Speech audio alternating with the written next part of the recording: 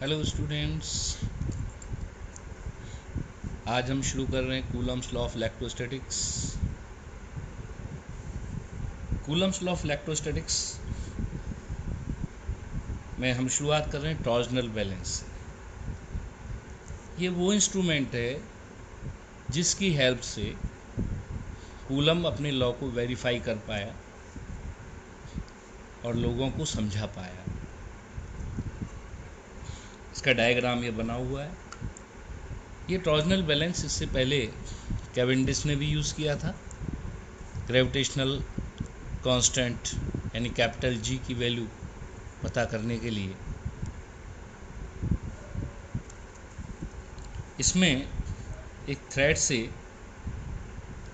ये इसको कहिए, एक वायर होता है अलॉय का, बहुत फाइन वायर होता है जिसकी टॉर्जनल रिजिडिटी काफ़ी कम है, तो ये बहुत ज़्यादा सेंसिटिव हो जाता है। उससे ये एक हॉरिजॉन्टल हमने ये सॉफ्ट रॉड ले रखी है जिसके दोनों एंड पे बहुत स्मॉल स्फीयर, छोटे छोटे दो स्फीयर्स लगे हुए हैं, स्मॉल स्फीयर्स।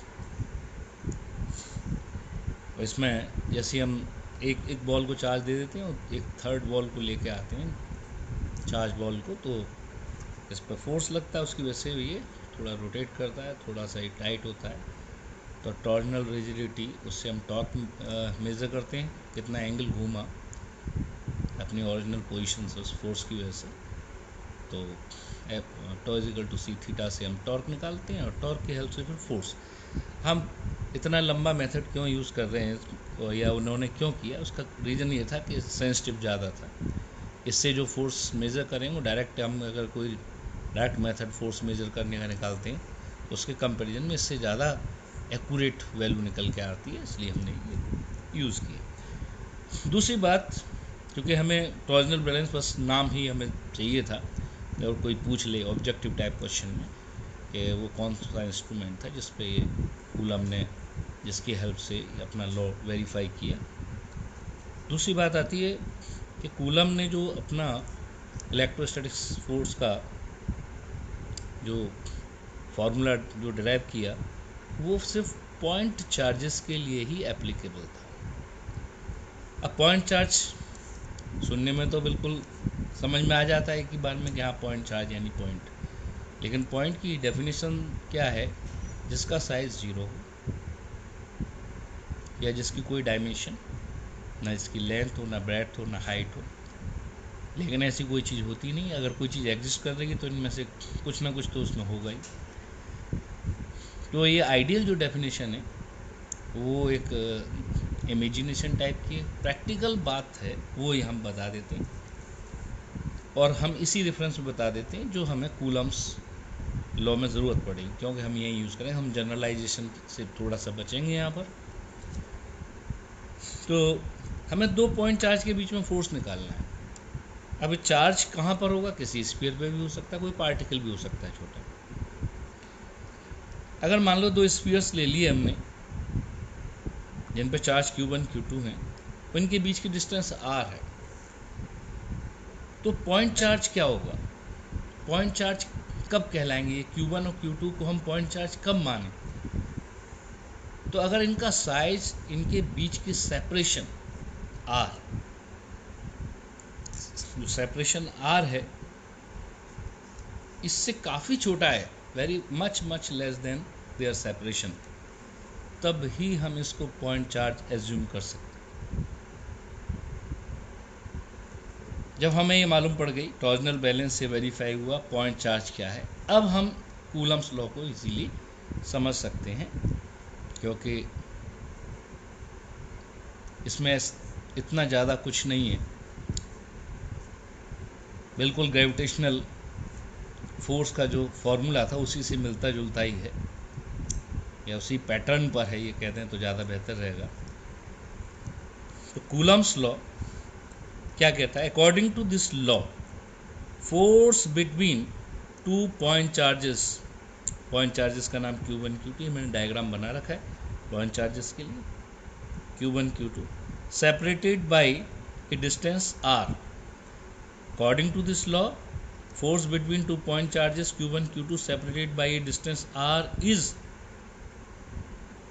क्या कहा कि 2 पॉइंट चार्ज के बीच में जो फोर्स लग रहा है, चार्ज का नाम भी दे दिया Q1 Q2, और उनके बीच की डिस्टेंस R है। अब पॉइंट चार्ज बोल दिया तो सब कुछ नोन है, मतलब ये बात क्लियर कर दी है उसने कि इनकी साइज, जो चार्जेस हैं उनके साइज R से बहुत छोटे हैं। पॉइंट चार्ज बोलने का मतलब ही ये पूरी की पूरी बात इसमें इंक्लूड हो गई। तो अब वो क्या कह रहा है कि जो फोर्स है वो दोनों चार्ज के प्रोडक्ट के डायरेक्टली प्रोपोर्शनल है। जैसे ग्रेविटेशन में क्या होता था, F is proportional to M1 M2, तो यहाँ पे क्या है, F is proportional to Q1 Q2, और inversely proportional to the square of their separation 1/r²। जैसे वहाँ पे भी यही होता था 1/r², उसको भी इनवर्स स्क्वायर लॉ बोलते थे। ग्रेविटेशनल फोर्स का जो लॉ था उसको भी इनवर्स स्क्वायर लॉ, और इसको भी हम क्या बोलेंगे, इनवर्स स्क्वायर लॉ, क्योंकि ये इनवर्स स्क्वायर लॉ को फॉलो कर रहा है। इनवर्स स्क्वायर लॉ क्या होता है, F is proportional to 1/r²। अगर कोई फोर्स, दो पार्टिकल के बीच में फोर्स, उनके बीच की सेपरेशन के स्क्वायर के इनवर्सली प्रोपोर्शनल है, तो हम इसको इनवर्स स्क्वायर लॉ बोल देते हैं। अगर हम इन दोनों फॉर्मूलों को, जो दोनों बातें हमने जो बोली हैं, जो उसने एक्सपेरिमेंटल जिनको ऑब्जर्व किया था, कौन कौन सी बात ऑब्जर्व की थी, एक तो F is proportional to Q1 into Q2, और दूसरी बात F is proportional to 1/r²। और उसने क्या बताया, उसने कहा कि भाई न्यूटन्स लॉज को भी ये फुलफिल करता है। एक्सपेरिमेंटली उसने ये भी देखा कि दोनों चार्जेस पे जो फोर्स हैं वो मैग्नीट्यूड में इक्वल हैं और डायरेक्शन में अपोजिट हैं। और ये हम पहले ही जान चुके हैं, पहले ही लेक्चर में हम बता चुके हैं कि लाइक चार्जेस होंगे तो ये फोर्स कैसे होंगे, रिपल्सिव। अनलाइक चार्जेस होंगे तो ये फोर्सेस कैसे होंगे, अट्रैक्टिव। लाइक चार्जेस के लिए रिपल्सिव, अनलाइक चार्जेस के लिए अट्रैक्टिव, ये आप पहले से ही जान रहे हो, ठीक है। तो F12 और F21 दोनों मैग्नीट्यूड में बराबर होंगे, क्योंकि पूरे सिस्टम पर नेट फोर्स 0 रहेगा, सिस्टम पर नेट फोर्स 0 होगा। ये न्यूटन्स थर्ड लॉ है कि अगर एक्शन और रिएक्शन, एक चार्ज के फोर्स को अगर एक्शन फोर्स मान ले दूसरे पर, तो दूसरे की वजह से पहले पे जो होगा that will be the reaction force. तो F12 is equal to F21, तो इसी को मैंने F बोल दिया। अब मैं इन दोनों पॉइंट्स को कंबाइन करके देखना चाहता हूँ। तो जब मैं इनको कंबाइन करूँगा तो F is proportional to Q1 Q2/r² आएगा, और जैसे ही मैं प्रोपोर्शनलिटी साइन को हटाता हूँ तो एक कांस्टेंट, उस कांस्टेंट को मैंने स्मॉल के से रिप्रेजेंट किया है, और जो स्मॉल के है, इस स्मॉल के का नाम ही क्या है, कूलम्ब्स कांस्टेंट। क्योंकि ये फॉर्मूला कूलम्ब ने बनाया था, वो कुछ भी नहीं आता था वो, क्योंकि चार्ज का मेजरमेंट ही नहीं हुआ था, तो वो के की वैल्यू नहीं निकाल सकता था, तो ये सब कुछ उसके लिए अननोन था। जब बाद में चार्ज का मेजरमेंट हो गया, उसके बाद जो साइंटिस्ट उन्होंने जब इस फॉर्मूले पे और वर्क किया, तब उन्होंने एक्सपेरिमेंटली देखा कि अगर हम चार्ज की यूनिट CGS सिस्टम में लेते हैं तो इस के की वैल्यू, या ये कहें कि चार्ज की यूनिट को इस तरह से डिफाइन किया कि इस के की वैल्यू 1 आ गई, तो उन्होंने कहा कि के की वैल्यू 1 है, किसमें, CGS सिस्टम में। और जब इसी चीज़ को SI सिस्टम में देखा तो इसकी वैल्यू कितनी आई, 9 × 10⁻9 इन SI सिस्टम। अभी हम इनकी के की यूनिट अभी सब एक्सप्लेन करते हैं, उससे पहले बता दें, अब चूंकि साइंटिस्ट सिर्फ वैक्यूम या फ्री स्पेस या एयर तक ही नहीं रुके, उन्होंने डिफरेंट मीडियम के लिए भी इस फोर्स को स्टडी करने की कोशिश की, और जब उन्होंने उसको कोशिश किया तो देखा कि मीडियम आते ही वो फोर्स क्या होता है, डिक्रीज करने लग जाता है, दूसरे मीडियम में फोर्स कम हो जाता है। सबसे ज़्यादा फोर्स किस में लग रहा है, वैक्यूम में, बाकी दूसरा कोई मीडियम आते ही ये फोर्स क्या होने लगता है, डिक्रीज होने लगता है। तो मीडियम के इफेक्ट को रिप्रेजेंट करने के लिए उन्होंने एक नया टर्म इंट्रोड्यूस कर दिया। क्या नाम था उस टर्म का? Epsilon not. और के कांस्टेंट को 1/4πε0। अब ये यहाँ पर बताने की ज़रूरत नहीं है कि ये 4π क्यों लिया, एप्सिलॉन 0 ही क्यों लिया। जो उस समय उन्हें जिस तरह से लगा, आगे चल के ये चीज़ें भी क्लियर होती हैं, लेकिन अभी यहाँ पर ज़रूरत नहीं है। अभी बस एक्सेप्ट करना है कि हाँ, उसने ये के की वैल्यू उन साइंटिस्ट ने 1/4πε0 ली। इसके बीच में बहुत सारी चीज़ें छूट गई हैं मतलब यहाँ पर हमें उनको नहीं बताना है। एप्सिलॉन 0 का नाम उन्होंने डाला electrical permittivity of free space, और ये डेफिनेशन आपको मिलेगी भी नहीं। एप्सिलॉन 0 क्या होता है ये नहीं मिलेगा। हाँ, इसके बारे में मैं ये बता देता हूँ, क्योंकि मीडियम इंट्रोड्यूस होते ही क्या हो रहा है, फोर्स डिक्रीज कर रहा है। तो डेफिनेटली ये मीडियम की उस ऑब्स्ट्रक्शन करने वाली प्रॉपर्टी को रिप्रेजेंट करने के लिए ही हमने एक टर्म यूज़ किया है, जिसका नाम क्या दे दिया? Electrical permittivity. इसकी वैल्यू जितनी ज़्यादा होती चली जाएगी, मीडियम के लिए इसकी वैल्यू जितनी बढ़ती चली जाएगी, उतना ही फोर्स डिक्रीज होता चला जाएगा। तो ये एप्सिलॉन 0 रिप्रेजेंट कर रहा है। इसके बाद अब हम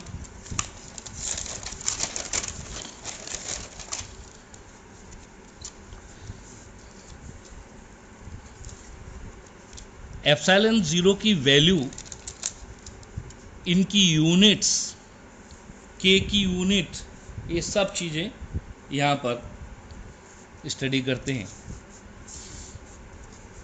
तो 1/4πε0, ये सीजीएस सिस्टम में इसकी वैल्यू 1 थी, तो एप्सिलॉन 0 की वैल्यू कितनी हो जाएगी? 1/4π।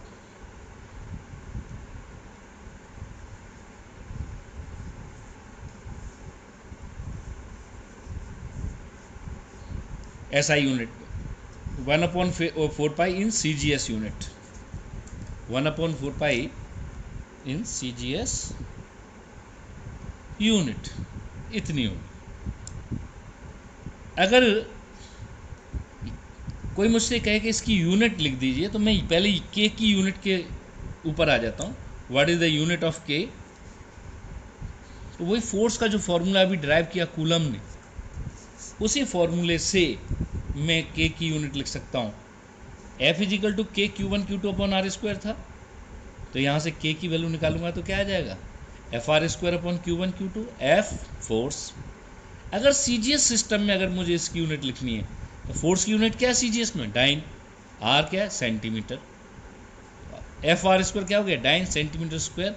Q1 Q2, चार्ज की एसआई सीजीएस यूनिट क्या है? स्टैट कूलम, पहले ही डिस्कस हो गई, स्टैट कूलम स्क्वायर। तो ये सीजीएस में के की यूनिट आ गई। और एसआई सिस्टम में क्या हो जाएगा? Force Newton. अब ये देखो, एसआई सिस्टम में भी लिख सकते हैं metre square upon coulomb square. CGS में dyne centimetre square upon stat coulomb square, newton metre square upon coulomb square किसमें? एसआई सिस्टम में। के की वैल्यू आ गई, के की यूनिट आ गई। Value of epsilon not, CGS की तो हम पहले ही डिस्कस कर चुके हैं, दोबारा फिर देख देता हूँ। In CGS epsilon 0 is equal to 1/4π। अब जब इसकी यूनिट लिखेंगे तो आपको साफ दिख रहा है एप्सिलॉन 0 और के दूसरे के अपोजिट लिखे हुए हैं, एक ऊपर है तो दूसरा नीचे लिखा है, यानी इन्वर्स है, ठीक है उसका। तो यूनिट, उन्हीं यूनिट को हम क्या कर देते हैं? इन्वर्स कर देते हैं, ठीक है। तो क्या हो गई? के की यूनिट क्या थी? Dyne centimetre square upon stat coulomb square. तो एप्सिलॉन 0 बिल्कुल उल्टा लिख देंगे, stat coulomb square upon dyne into centimetre square. SI system में 1/4π एप्सिलॉन 0 कितना था? 9 × 10⁻⁹। तो एप्सिलॉन 0 कितना? 1/4π × 9 × 10⁻⁹। तो पूरा का पूरा डिनोमिनेटर में ही लिखा हुआ है। जब इसको सॉल्व करते हैं तो कुछ लोग इसको 8.85 लिखते हैं, कुछ लोग 8.86 लिखते हैं, कुछ भी लिख लो। कोई वैल्यू यूज़ कर लो, हालांकि थर्ड प्लेस तक हम जा सकते हैं, लेकिन ज़रूरत नहीं है, इतना ही याद करो, ज़्यादा एक्यूरेसी की तरफ ना चलो। जो जनरली जो यूज़ की जाती हैं, जो प्रैक्टिकल यूज़ में आ रही हैं चीज़ें, उन्हीं को हमें लिखना है। तो 8.85 और 8.86 इंटू 10⁻⁻12 यूनिट बिल्कुल उसकी उल्टी, किसकी, के की जो यूनिट है कूलम कांस्टेंट से ठीक उलट के इसकी यूनिट हो जाएगी। वहाँ क्या थी, न्यूटन मीटर स्क्वायर पर कूलम स्क्वायर, यहाँ पे क्या, coulomb square upon newton metre square. अब हम फॉर्मूला अपना लिख सकते हैं, कूलम्स लॉ का फॉर्मूला वैक्यूम के लिए लिखेंगे, फिर इसका मीडियम के लिए स्टडी करेंगे। तो हम यहाँ बता देते हैं, फॉर वैक्यूम और एयर, फॉर वैक्यूम और एयर F12 F21, और वैक्यूम के लिए इसको क्या लिख दिया, दोनों बराबर हैं, उसको F0 के इक्वल लिख लिया, इजिकल टू 1/4πε0। के की जगह क्या लिख दिया, जो उसकी वैल्यू थी 1/4πε0, Q1 Q2 upon R square. अब इसको भी कुछ लोग दो तरह से लिख लेते हैं, CGS में Q1 Q2 upon R square, CGS, और SI में 9 × 10⁻⁹ Q1 Q2 upon R square, SI system में लिख सकते हैं। तो ये फॉर्मूला हमारा वैक्यूम में इसका हो गया। अब हम बात करते हैं कि मीडियम का क्या इफेक्ट होने वाला है। मीडियम जब इंट्रोड्यूस होता है तो मीडियम के लिए उन्होंने जो जीरो लगाया था हमने वहाँ पर एप्सिलॉन के नीचे जीरो जो है वैक्यूम को रेफरेंस लिया हमने, वैक्यूम को रेफरेंस लिया है तो हमने उसको जीरो बोल दिया। नहीं, सबसे पहले हमने वैक्यूम या एयर, चूँकि एयर के लिए भी वैक्यूम के बहुत ही क्लोज आता है, इसलिए हम वैक्यूम और एयर भी लिख देते हैं। हालांकि प्रैक्टिकली एयर का डिफरेंट है, लेकिन इतना कम डिफरेंस है कि उसको उसके बराबर ही एज्यूम कर लेते हैं। तो वैक्यूम और एयर को अलग ना समझे, जब तक कोई इंटेंशनली दोनों में डिफरेंस ना पूछे। तो नॉर्मल न्यूमेरिकल में दोनों के लिए वैल्यू लगभग वही यूज़ करनी है, सेम वैल्यू यूज़ करनी है। तो इफेक्ट ऑफ मीडियम में क्या है, फॉर मीडियम के इजिकल टू 1/4πε0 की जगह आप क्या लिख देंगे, एप्सिलॉन। वहाँ पर एप्सिलॉन 0 का मतलब क्या बताया था, electrical permittivity of free space और वैक्यूम, और यहाँ पर क्या हो जाएगी, electrical permittivity of medium. Epsilon लिख देंगे, जीरो नहीं लगाएंगे तो ये मीडियम को इंडिकेट करने लग जाएंगे। अब देखिए,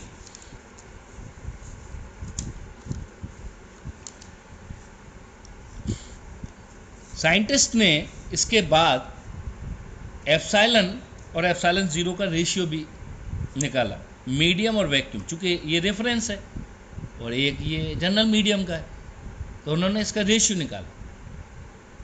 रेशियो क्या होगा, प्योर नंबर होगा, क्योंकि यहाँ पर यूनिट्स कैंसिल हो गई। इस रेशियो का नाम उन्होंने एप्सिलॉन आर, शुरू में पहले शुरू में जब हुआ था इसका नाम एप्सिलॉन आर डाला गया, और इसका मतलब था रिलेटिव परमिटिविटी। लेकिन बाद में जब हम और ज़्यादा मटेरियल की जब स्टडी होने लगी, मटेरियल्स की, तब हम जान पाए कि ये जो परमिटिविटी है वो क्यों है।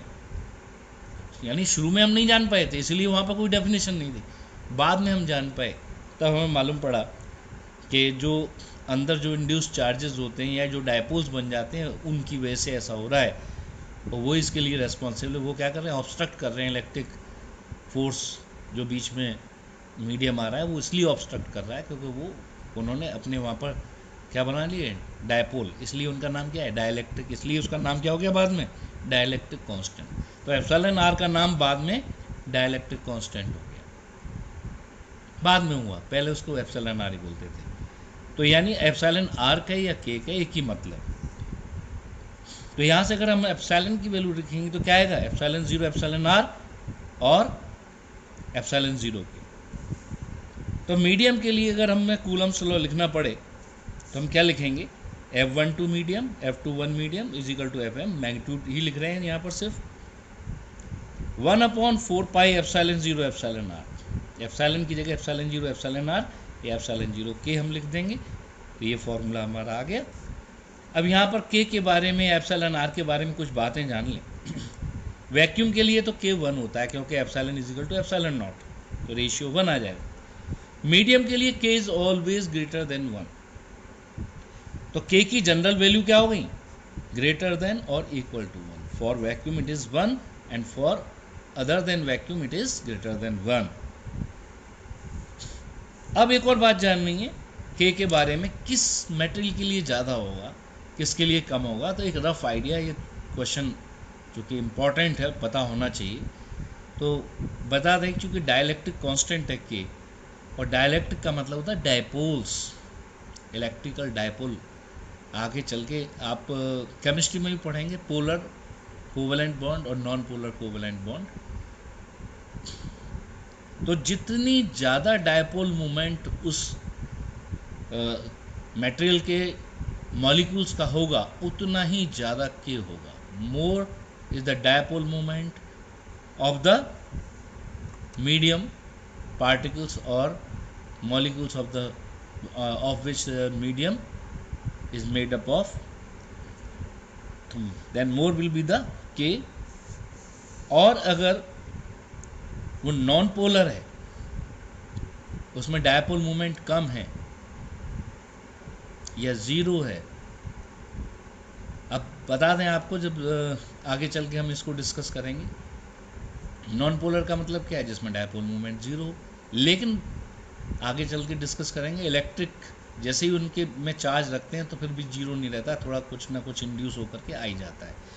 तो कुल मिलाकर के जो पोलर मॉलिक्यूल्स हैं उनका डाइलेक्ट्रिक कांस्टेंट ज़्यादा, और जो नॉन पोलर है या लेस पोलर है उनका कम होगा। जितनी पोलराइजेशन ज़्यादा होगा मॉलिक्यूल के अंदर, उतना ही डाइलेक्ट्रिक कांस्टेंट ज़्यादा होगा। इसीलिए वाटर का डाइलेक्ट्रिक कांस्टेंट 81 और ग्लास का 6 है, क्योंकि ग्लास नॉन पोलर मॉलिक्यूल से मिलकर बना है और वाटर के मॉलिक्यूल्स पोलर होते हैं, और डायपोल मोमेंट इसका बहुत ज़्यादा होता है। अब हम बात करते हैं दूसरी, F12 और F21, ये दोनों के मैग्नीट्यूड बराबर हैं, हम शुरू से करते जा रहे हैं, और डायरेक्शन में क्या है, एक दूसरे के अपोजिट, क्योंकि कूलम्स लॉ है, ये जो है न्यूटन्स थर्ड लॉ को फॉलो करता है। इसलिए F12 is equal to minus F21। Thank you students. इसके बाद दूसरा टॉपिक, इसका वेक्टर फॉर्म जो है वो हम अगले टॉपिक में पढ़ेंगे, और कुछ इसके न्यूमेरिकल्स करेंगे। आज के लिए इतना ही।